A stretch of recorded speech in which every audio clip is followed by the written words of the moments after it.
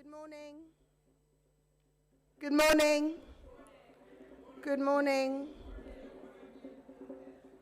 Good morning, everybody. Welcome to those of you that are coming today for the first day, and obviously welcome to those of you that came yesterday. And wasn't it a fantastic day, an inspirational day, an educational day? So we continue with the UK Reparations Conference today, and we're going to start with a session on international reparations. But the first speaker that I'd like to bring up is an extremely important person, one of our official co-chairs of this conference, the first black woman elected to Parliament, the first black woman to do many things, but the list is too long and we need to run to time. And you will all know this woman very, very well. She is the Right Honourable Diane Abbott, MP.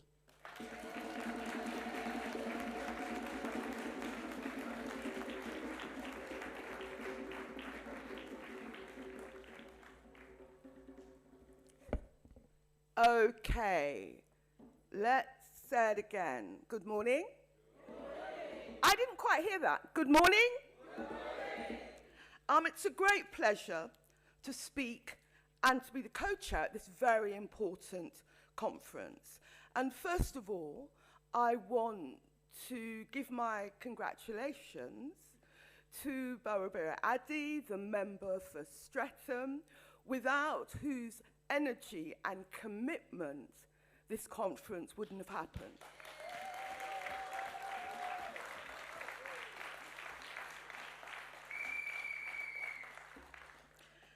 This is a very important conference. As they say, the past is not over, it isn't even past. And it's so important to root our understanding and our campaigning in the present with an understanding of the past. I want to begin by talking about the amount of compensation which was given to slaveholders. Because you'll hear people say in the coming months and years, and they've said it before, you know, why should we give all this money to the descendants of slaves? It's because you gave all that money to slave owners. So in 1833, the British government paid 20 million to compensate slaveholders, the equivalent of 17 billion in modern money. And, you know, it isn't just that they compensated slaveholders. In fact, the slaves were not let free straight away. There was an apprenticeship system. Slaves had to work for 6 years after the so-called abolition. They had to work for 6 years at 45 hours a week with no pay. And the money went to some of the most famous names of the era. John Gladstone, the father of the distinguished British Prime Minister William Gladstone, got £80 million in compensation. And the ancestors of George Orwell, the writer Graham Greene, and no surprise this, David Cameron, their ancestors all got compensation for being slaveholders. And perhaps even more interesting is all that money, as I say, 17 billion in modern money, was not paid off until 2015. So when people say to you, why should we be spending money on compensating the descendants of slaves, it's because you were paying money to slave holders right up until 2015. And the present-day consequences of slavery and colonialism are very complex and deep-rooted in history. And even the current war and suffering and violence in the Middle East can be traced back to the history of colonialism and the Balfour Declaration in 1974. But that's another conference for another time. For centuries, men and women and children of African descent have endured forced labour, exploitations, and human rights violation. And this historic trauma is not over. It has left deep and enduring scars on the social, economic, and political development of African and Caribbean nations, as well as all people of African descent in the Americas.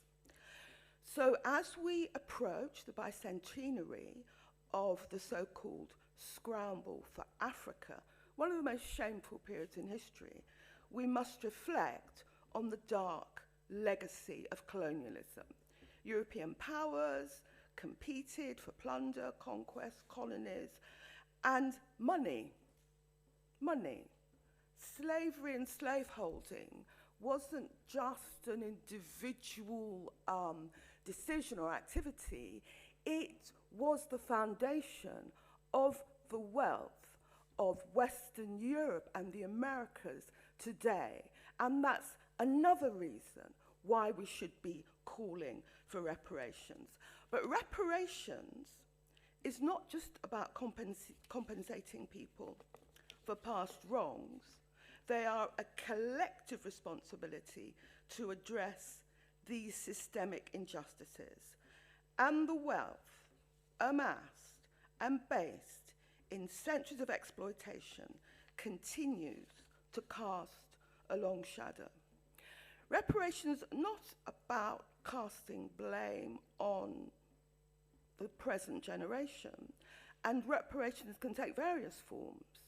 The first step, in my view, should be an apology from the British government.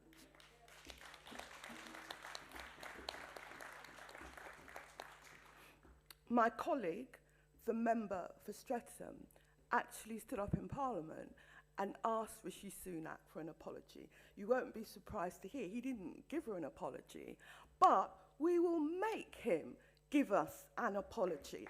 And this conference is an important part of that process. Now, one of the things you'll be debating and discussing at the conference today is what form reparations should actually take, and who and what should actually take charge of the reparations. Reparations can take various forms. It can take the forms of money, like the slaveholders got, but it can also take the form of repatriation of stolen artifacts, debt relief, infrastructure development, education and healthcare initiatives. And on the question of social artifacts, I'm sure some of you will have seen earlier this week the member for Streatham being escorted out of the British Museum for demanding stolen artifacts be returned to their rightful owners.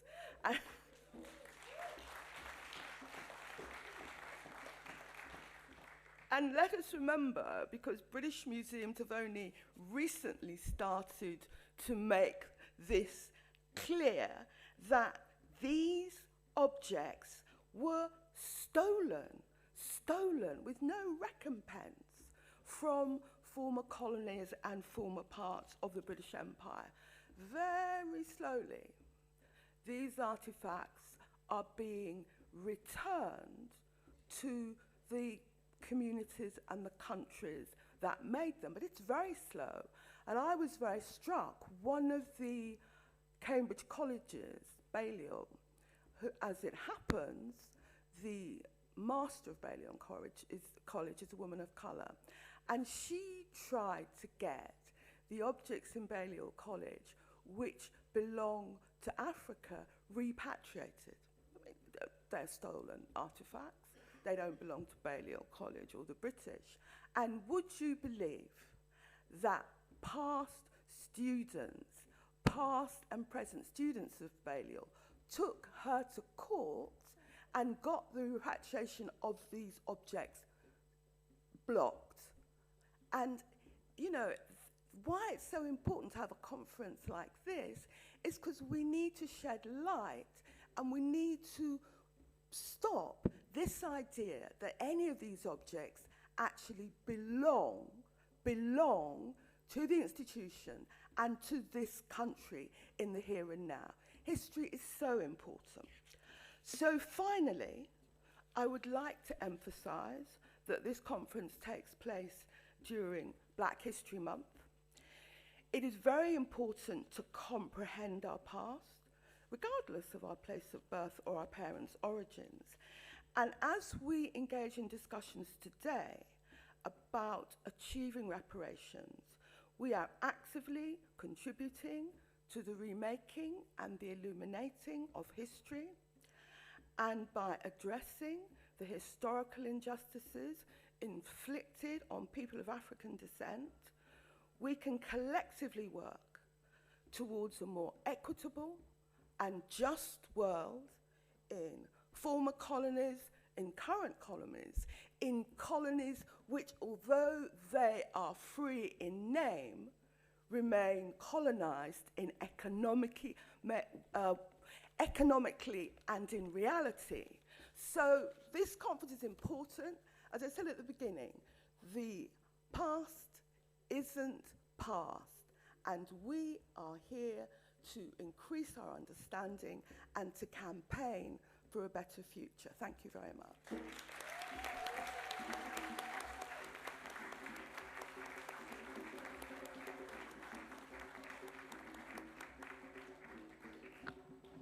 Thank you very much, Diane, and thank you so much for co-chairing this conference. It's been extremely important to have your input today. Our next speaker is a speaker from Kenya. Unfortunately, she couldn't be with us in person. She is Ummi Bashir, who is the Principal Secretary in the State Department for Culture and Arts and Heritage, and the Ministry of Gender and Culture and Arts in the Republic of Kenya. We're going to bring Ummi up online now.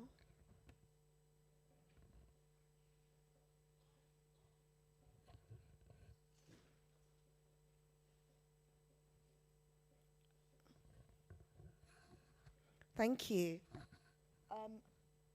Can you hear us? Yes, I can. Oh, good morning to you.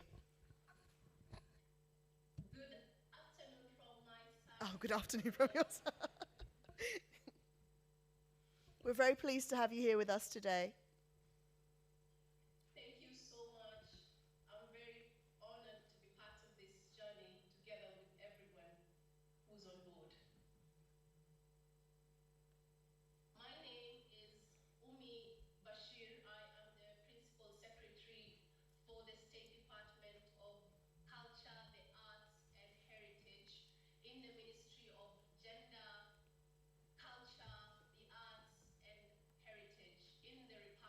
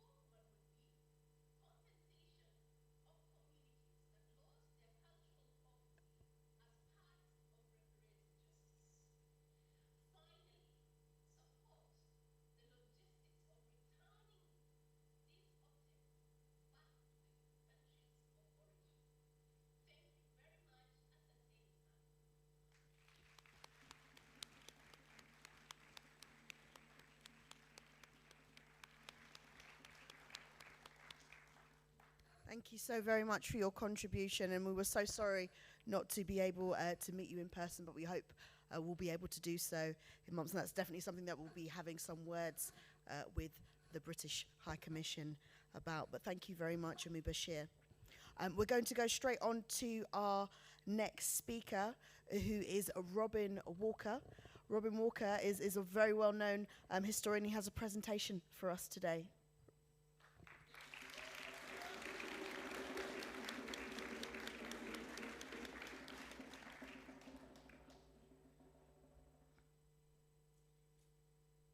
Right, greetings. All right, the presentation is called, How Should We Present the Contributions of Enslaved Africans to History? Okay, does anyone know who's this character? Brer Rabbit. Okay, now Brer Rabbit is a series of stories that have spread across the Caribbean and are told by African Americans as well. If the Caribbeans have it, if the African Americans have it, this is proof that it must be of African origin. Does that make sense? Okay, so did we know this? The Brer Rabbit stories were then written down and published by Joel Chandler Harris, and they became Uncle Remus stories. Then there's a scholar who's written a book called American Trickster, who then talks about that wascally wabbit, Review of American Trickster. And what the wascally wabbit is of course Bugs Bunny. So did we know that Bugs Bunny and Brer Rabbit is actually the same character? Aren't you glad you're here? Not only that, when Joel Chandler Harris's material came out, a certain British lady illustrated it. And then she came up with her own spin called Peter Rabbit. Are we understanding this? So can we prove the case against Beatrix Potter? Do you think we can prove that case? What I like to do is I always go for right-wing sources. So what do the neo-fascists at the Daily Mail have to say? Beatrix Potter is accused of cultural appropriation by academics claiming her most popular stories such as Peter Rabbit were more than inspired by folk tales told by African slaves. And in the article, they actually document it. Does that make sense? Right, so Wikipedia says, as of 2008, the Peter Rabbit series of 6 books has sold more than 150 million copies in 35 languages. Are we feeling this? All right, now you should be asking yourself 2 questions. Question number 1. Would the world see enslaved Africans differently if they knew about the African prototypes of Bugs Bunny and Peter Rabbit? Do you think we'd be seen differently? And here's the question. Should enslaved Africans have financially benefited from Bugs Bunny and Peter Rabbit? All right, now there's a common theme that runs through this presentation, and the common theme is this: the African origin of a concept, the transfer of that concept to the West by enslaved peoples, the exploitation to the tune of millions by non-Africans, the silence on the African origin, and then the creation of transgenerational wealth gaps, where for the enslavers, wealth is passed down to the next generation, to the next generation, to the next generation, to the likes of David Cameron. And then poverty is passed down from enslaved people to the next generation of enslaved people, et cetera, to us. So, what did enslaved people do? Do we all know who this gentleman is? Okay, this is what he said. I suppose 9/10 of the mechanics throughout the West Indies are Negro slaves. You all missed that bit in Aluda Equiano, didn't you? I know what you're thinking. Mechanics? You've all seen that graphic, right? Okay, so where's the evidence? An interesting article appeared in The Guardian called Industrial Revolution Iron Method was taken from Jamaica by Britain. You all know about that article? And what were the details? The article goes on to talk about the 76 black metallurgists who ran a foundry in Jamaica who were perfect in every branch of the iron manufacturing, and through their skill could turn scrap and poor quality metal into valuable wrought iron. Some of these workers, and they've got some of their names, Devonshire, Mingo, Mingo's son, Friday, Captain Jack, Matt, George, Jimmy Jackson, Will, Bob, Guy, Kofi, and Kwesi. Ultimately up to 76 enslaved Africans. And this is what the article goes on to say. By 1781, the Jamaican ironworks was turning an impressive profit of £4,000 a year, equivalent to about £7.4 million today. Do you think that 7.4 million needs to be added to the losses for Bugs Bunny, the losses for Peter Rabbit? Joe Anderson was an enslaved mechanic. And he was, some scholars say 50% responsible, other scholars say 100% responsible for an 1834 patent. An American lawyer, Professor Shontavia Jackson Johnson, this is what she says. Plantation owner Cyrus McCormick received a patent for an invention that transformed farming and made him a, wait for it, multi-millionaire. Did we hear that? The mechanical reaper. Today, most people also attribute the reaper's invention to Joe Anderson, an enslaved man owned by the McCormick family. And this is that mechanical reaper. Today it would be called the combined harvester. Are we understanding this? And that made multi-millions for Cyrus McCormick. Do you think that some of that dough, some people say 50%, some people say 100% should have actually gone to Joe Anderson? Ned. Let me explain who Ned is. In 1857, Oscar Stewart, a plantation owner, wrote the Secretary of the Interior that his slave Ned had invented a new and effective cotton scraper that Stewart wanted to patent. The Secretary of the Interior replied that Ned would have to swear an oath that he was a citizen, but as Ned was a slave, he could not prove citizenship. So Stewart went into business making Ned's cotton scraper without the luxury of patent protection. Not only did he make big money, but the advertising said openly that the cotton scraper was the invention of a Negro slave, thus giving the lie to the abolition cry that slavery dwarfs the mind of the Negro. What about that for cynicism? Okay, Mr. Soundman, you ready for me? Because I'm about to play something. Okay, we're going to talk about some scientific transfers now. What happened to the sound, bro?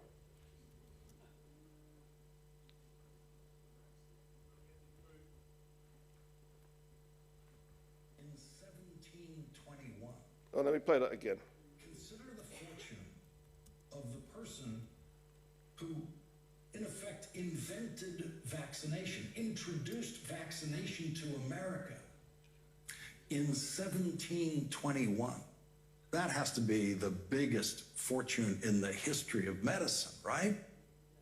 The pharmaceutical industry has produced many gigantic fortunes in this country, notably the fortune created by Robert Wood Johnson and his brothers in 1885 when they started the Johnson & Johnson Company, which has produced many products that have saved lives and led to the creation of the Robert Wood Johnson Foundation, which has done many good deeds.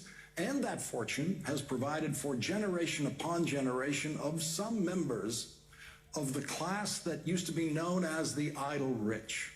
The person who introduced immunizations in America was born into a caste that was not allowed to profit from his wisdom, from his genius, or even from his labor. He was a slave owned by a minister in Boston, a slave who saved lives in Boston during the smallpox epidemic of 1721 when he described a procedure that he had undergone in Africa before his life was stolen from him on a slave ship. Pulitzer Prize winner Isabel Wilkerson tells this story in her new book, Caste, The Origins of Our Discontents. Quote, people in West Africa had discovered that they could fend off contagions by inoculating themselves with a specimen of fluid from an infected person. That is the knowledge that slave brought to Boston in 1721, where he saved dozens of lives because of one doctor who decided to try that method. that the slave described. 30 years later, vaccinations based on that method, introduced by a slave, became the standard practice in Massachusetts and eventually the rest of the country. There is no charitable foundation named for that slave. His descendants were not born into lives where work was optional. The life-saving gift he gave us did not even earn him his freedom. And the enslaved African's name was Onesimus. All right, so I'm close to wrapping up. All right, did we know this? The slave who taught Jack Daniels how to make whiskey. Bourbon giant finally acknowledges the truth after 150 years. Did we know this? So the question is, how did the story get out? Can we get some sound, please? The makers of Jack Daniels, America's favorite whiskey, have admitted for the first time that the person responsible for creating the recipe behind the brand was in fact a Tennessee slave. For 150 years, the legend has it that Dan Call, a reverend bootlegger, passed on the secrets of his recipe to Jasper Newton, Jack Daniel, but is now finally admitted that in fact it wasn't Dan Call, but Dan Call's slave, Nearest Green, who was responsible for creating the secrets behind the recipe, and that it was Nearest Green who passed on the recipe to Jasper Daniel, and then from that created the iconic brand. So do you think a certain amount of dough from the Jack Daniels company needs to be coming our way? All right, so what's my conclusion then? Enslavement didn't just steal brawn, it stole brains. And the respect that should have gone to us in terms of intellectual contribution went to others. Thank you very much. That's my time now.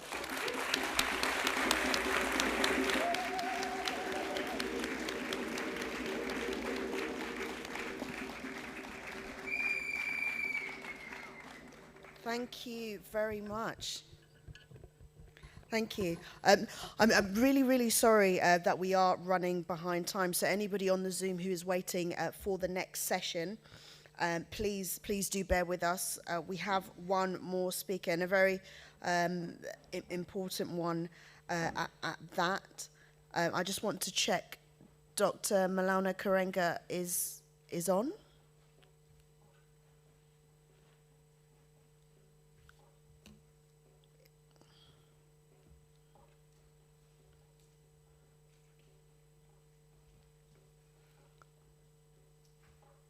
We are checking, but whilst we are waiting, I'll tell you that Dr. Maulana Karenga is a professor and chair of Africana Studies at California State University, Long Beach. He is also a highly respected scholar and a national and internationally recognized activist. And some of you may recognize his name as he is the founder of Kwanza.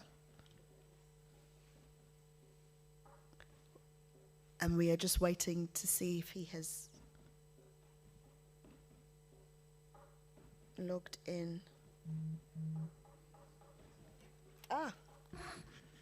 Can you see me? We can see you.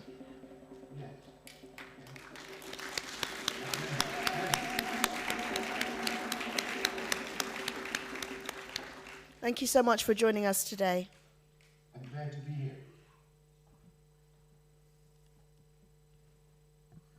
Oh, Would you like me to yes, we start? would like you to begin. Thank you.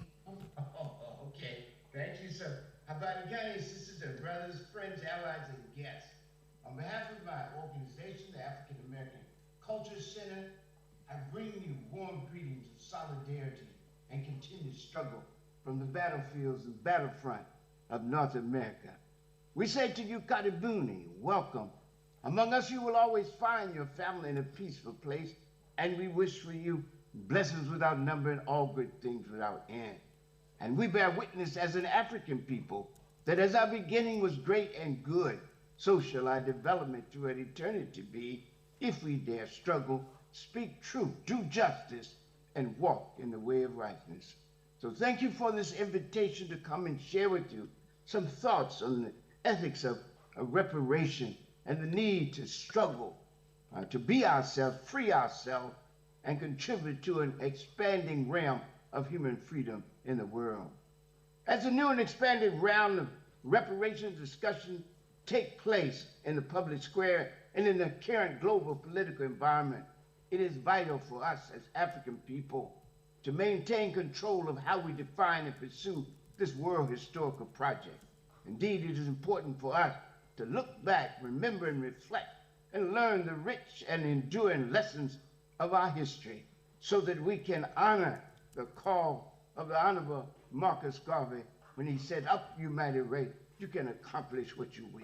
And our will is to be ourselves and to free ourselves, and we must learn our history in order to do that and plot a new future for ourselves and the world. For ours is the most ancient of human history, with an endless library of lessons in life, work, and struggle. And we know from this history, there is no easy walk or way to the victory and struggle we seek. Not only to achieve reparations, but also to achieve and secure a liberated life in which reparations as an inclusive project is truly realized. Rightly defined, the struggle for reparations is a struggle for justice for our people, accountability from the oppressor, and an ethical model for the world of how to treat a grievously injured people. It is a struggle to be ourselves and to free ourselves, to repair the gross historic and ongoing damage done to us as African people in the Holocaust of enslavement, in the Ma'angamisi, and in subsequent forms of racist and white supremacist oppression everywhere. It is to reveal and reinforce our ongoing movement for liberation and ever higher levels of human life, and to create a continuing expanding realm of human freedom, justice, and flourishing in the world. And this is to be achieved not simply by what we are compensated for by our oppressors, but more important, by what we gain and give ourselves in and for the struggle itself. It is a struggle based on the psychology of Nana France Fanon and the social ethical teaching of Nana Malcolm X, that we can only heal and repair ourselves in the struggle to end the conditions of our oppression. And that struggle must be not only against the conditions which cause the damage, but also a struggle to expand the realm of human freedom. That is why Nana Mary McLeod Bethune said to us, our task is to remake the world. It is nothing less than that. And in doing that, we begin to initiate a new history, not only of African people, but of humankind as a whole. This process and ethical practice for us is called Suruj Ta. In ancient Egyptian, Kawaida Matian tradition, it means to heal, repair, and remake the world, with the understanding that in the process, we heal, repair, renew, and remake ourselves. For our struggle for reparations to be more than a quest for back payments, which are rightly owed. They can't pay enough for our lives, right? But we must have compensation, but it must be more than monies, right? For it is to be more than just a deceptive dependency on the actions of our oppressor. We must understand and approach it as a people in its most meaningful and expansive form. That is to say, as a critical site and source of our ongoing struggle to create and engaged and empowered communities of African people all over the world, just and good societies wherever we are, and a good and sustainable world for our ancestors, ourselves, and the generations which follow. Regardless of the eventual shape of the evolved discourse and discussion and policy on reparations, there are 7 essential aspects which must be addressed and included in any meaningful and moral approach to reparations. They are public dialogue, public admission, public apology, public recognition, compensation, preventive measures, and ongoing, righteous and relentless struggle. And so we must struggle against the recurrence of Holocaust and other similar forms of massive destruction of human life, human culture, and human possibility. And that, again, means the ethical imperative of struggle. First, there must be public dialogue in which Europeans overcome their acute denial of the nature and extent of the injuries inflicted on us as African people, and concede that the most morally appropriate term for this utter destruction, utter and intentional destruction of human life, human culture, and human possibility is Maangamizi, Holocaust. Not slave trade, business gone bad with collateral damage, but a morally monstrous act of genocide that is not only against the people themselves, but also a crime against humanity. Secondly, there must be public admission of Maangamizi, Holocaust, committed against African people by the state and society. By Holocaust, again, I mean a morally monstrous act of genocide that is not only against the targeted people, but also a crime against humanity. And this is why we call Holocaust in Swahili Maangamizi, which means great intentional destruction. This intentionality is important both morally and legally. It's an intentional destruction. This moves the issue from one of commerce or trade gone bad with collateral damage to a moral issue of Holocaust, Maangamizi. As Nana Walter Rodney pointed out, there was too much violence to simply call it slave trade, quote unquote. There was indeed human trafficking, but it was violence, savage, sustained, and pervasive violence that was at the head and heart of this radically evil and morally monstrous practice of physical and cultural genocide. Thirdly, once there's public discussion and admission of the nature and extent of the injury, then there must be public apology. Moreover, the state, that is the national government of everywhere we are, must offer it on behalf of its white citizens. For the state is a crime partner with business and corporate interests in the initiation, conduct, and sustaining of this destructive practice of Maangamizi. It maintained and supported the system of destruction with laws, armed forces, ideology, and brutal and continuous suppression. Thus, it must offer the apology for Maangamizi, for the Holocaust of enslavement that was committed. Fourthly, there must be public recognition to institutional establishment, monumental construction, and educational instruction through the school and university system and the media directed toward teaching and preserving the member of the horror, the terrorism, and the awesome meaning of this Holocaust of enslavement, not only for African people, but also for humanity as a whole. Fifthly, reparations also requires compensation. And usually this is where we start with compensation, but there's so much more in addition to compensation. So it requires compensation in various forms. Compensation does not automatically mean simply money, and we must have the money, the payment, either individually or collectively. That's to be decided. Indeed, it is a multidimensional demand when we talk about compensation. An option, it's a multidimensional demand and option, and may involve not only money, but land, free health care, free housing, free education, from grade school through college, etc. But whether we choose one or all of these methods, we must have a communal discussion about it and then make the choice ourselves.